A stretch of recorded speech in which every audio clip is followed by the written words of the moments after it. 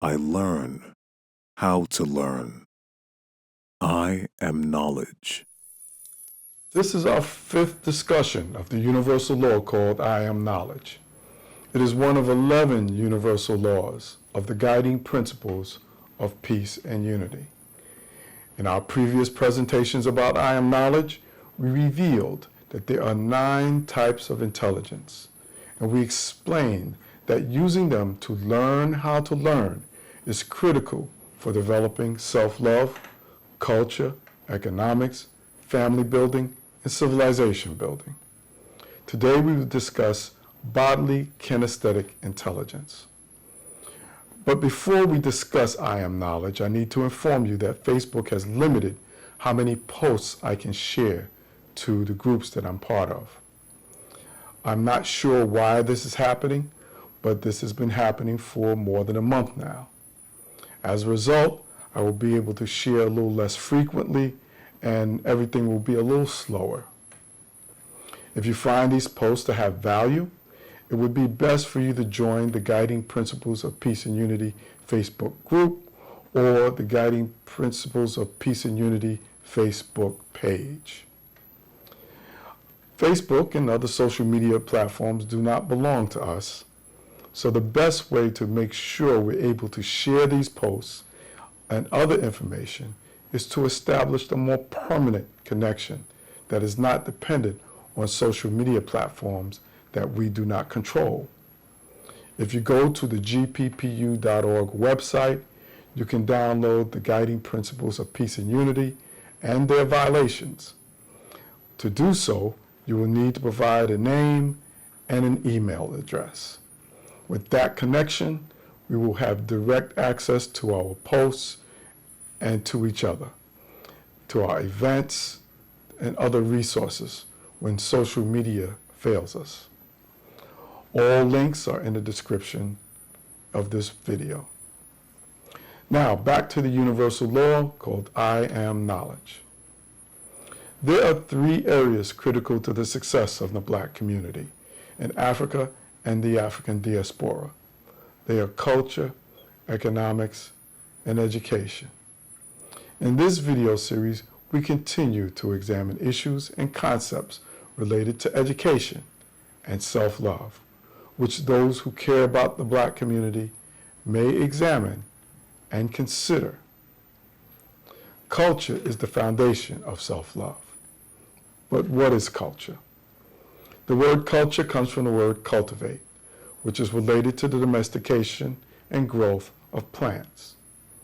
Culture is like a gardener who cultivates a young plant by tying it to a stand for support, putting it in a certain location, and watering it. The gardener does that to foster the growth of the plant, to become tall and strong, so it does not grow bent and crooked, so it does not become a weed. The gardener does this with labor, care, and study to assure that her plants are the best. But culture is actually a way to cultivate and civilize human beings. This is done first by establishing universal laws and standards of behavior.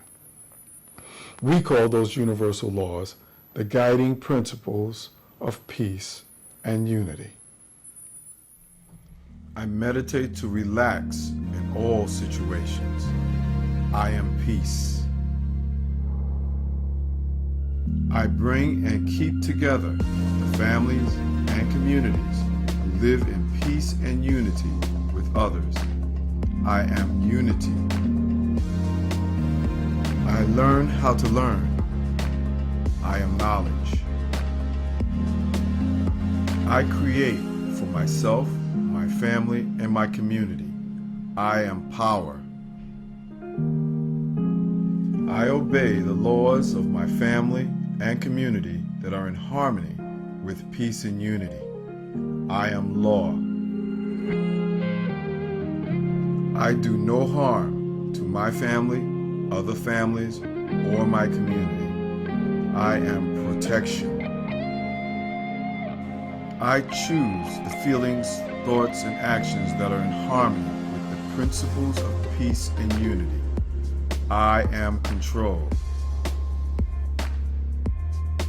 I have fun and work with my family and my community. I am cooperation and harmony. I am careful about what I believe.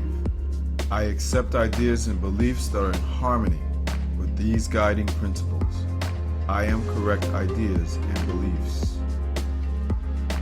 With all my heart, I take care of my family, other families, and communities that are living according to the principles of peace and unity. I am devotion. I keep a clean body. I have clean habits. I eat healthy food. I exercise. I care for my environment and planet. I abuse no substance or drug. I am strength.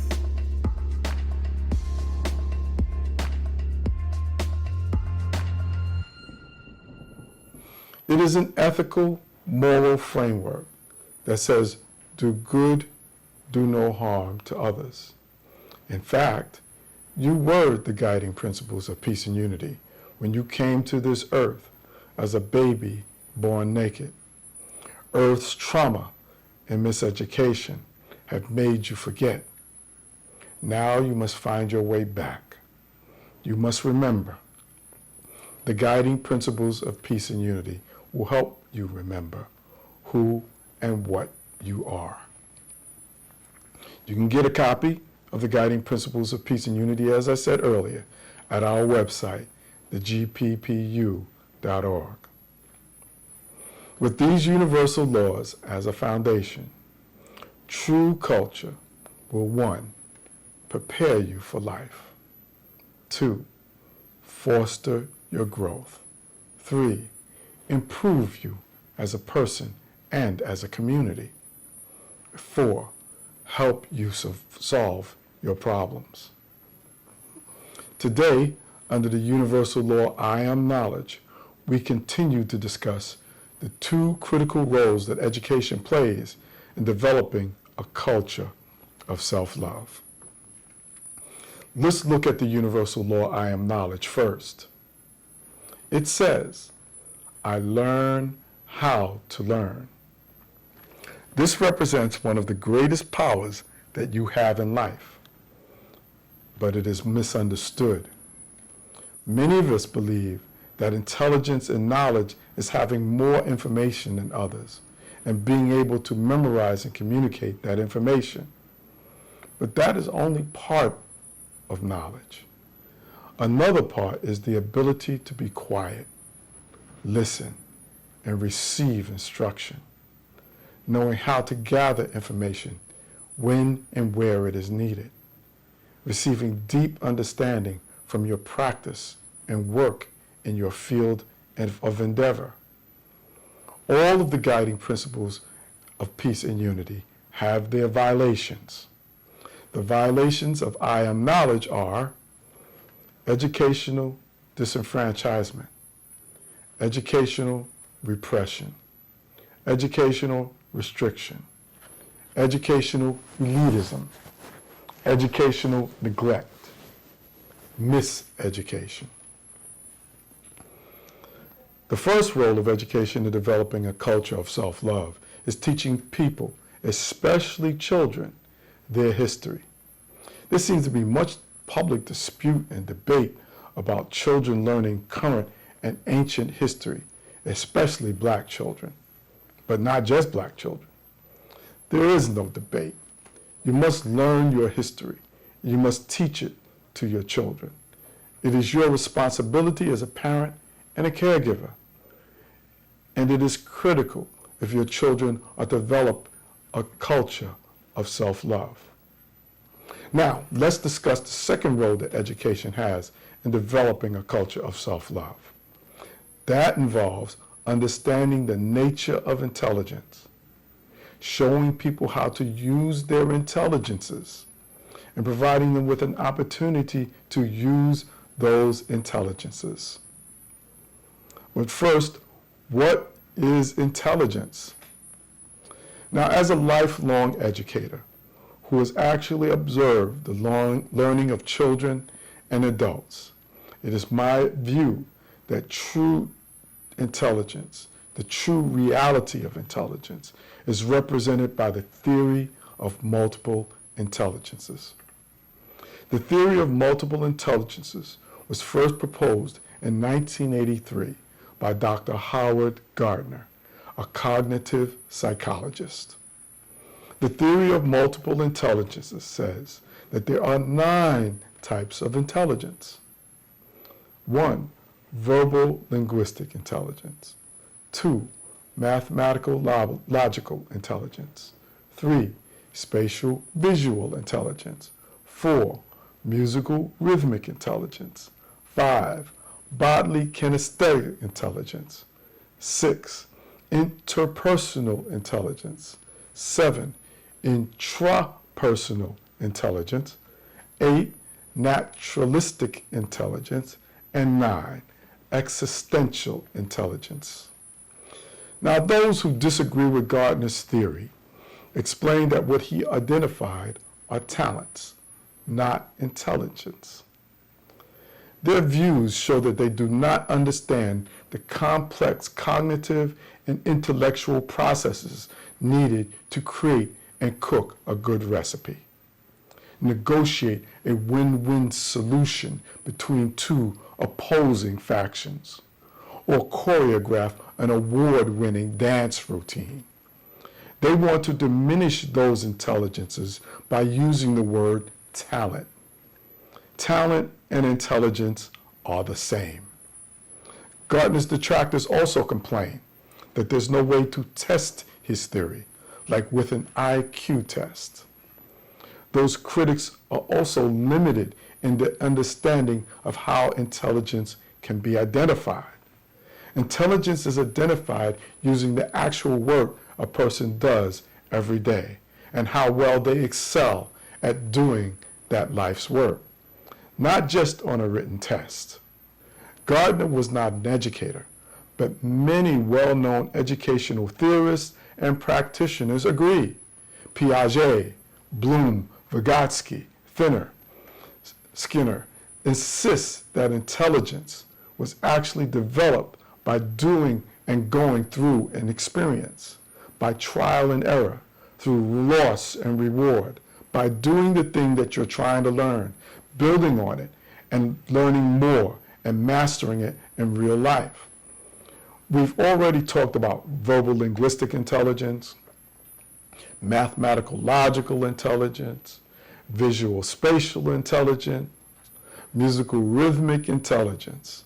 Today we're going to focus on the 4th of Gardner's 9 intelligence, bodily-kinesthetic intelligence.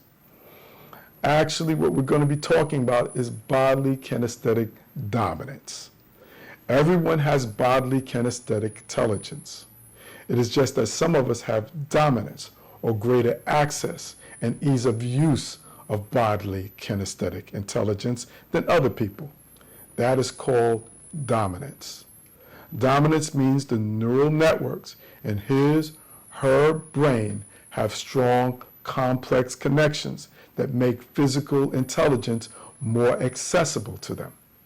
Connections between the brain's cerebellum for coordination, precision, motor learning, the primary motor cortex for movement execution, the basal ganglia for skilled and automatic movement, the somatosensory cortex for bodily awareness and feedback. Traditional education systems are focused primarily on verbal linguistic intelligence and mathematical logical intelligence, but they do give some attention to bodily kinesthetic intelligence, especially for those who are bodily kinesthetic dominant. Those who are bodily kinesthetic dominant also have difficulty in educational settings.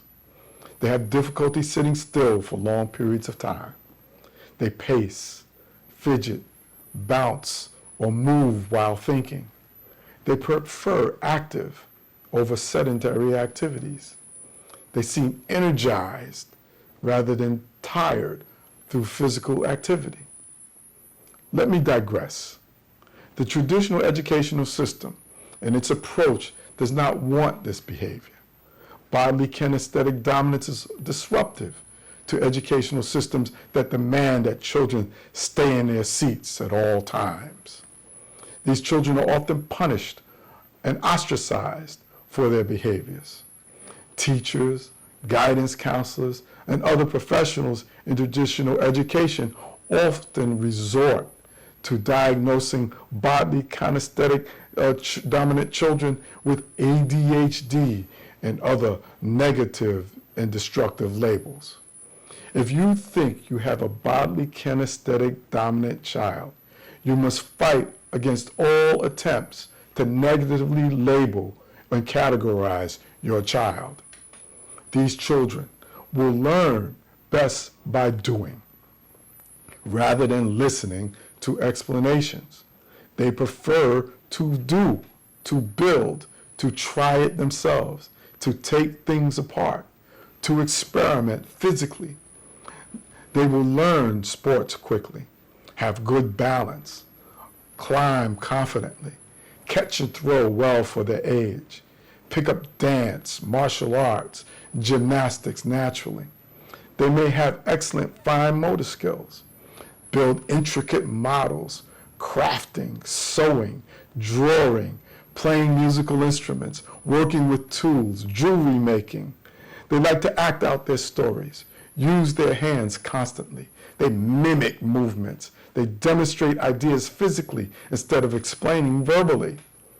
They experiment physically. They manipulate objects. They test ideas through action. They become restless during long lectures. They prefer action over discussion. They seem inattentive when required to sit still. They learn differently from highly verbal linguistic classmates. This is what you see when a child is bodily kinesthetic dominant. Of course, children can have dominance in more than one of the 9 intelligence areas. You don't want to see a child labeled as only bodily kinesthetic dominant. That is not a reality. But the true test is by observing your child's daily behavior. Does he or she display signs of bodily kinesthetic dominance? The beauty of this is that there are many career paths and economic development opportunities for those who are bodily kinesthetic dominant. Surgeons, physical therapists, electricians, plumbers, carpenters, dancers, actors, especially stage and physical theater performers, stunt performers, choreographers, firefighters, police officers, and many others. In the description, there's a list of other potential careers that you can expose your physical, bodily kinesthetic dominant child. Now I have suggestions for parents and caregivers to find out and purposely develop your children. My suggestions are not just for bodily kinesthetic dominant children, please. They are for all children. Strengthening the bodily kinesthetic skills of every child is critical to that child's development of the 8 other types of intelligence. So, make learning physical. Allow movement during learning.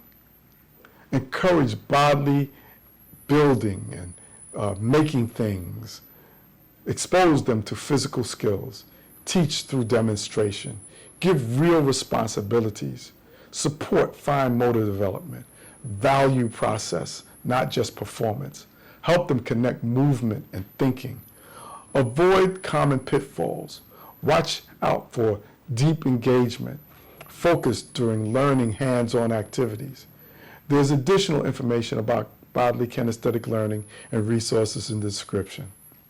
Remember, when you uplift a black child, you are defeating the enemies of black people. When you uplift a black person, you are defeating the enemies of black people. Do good, do no harm.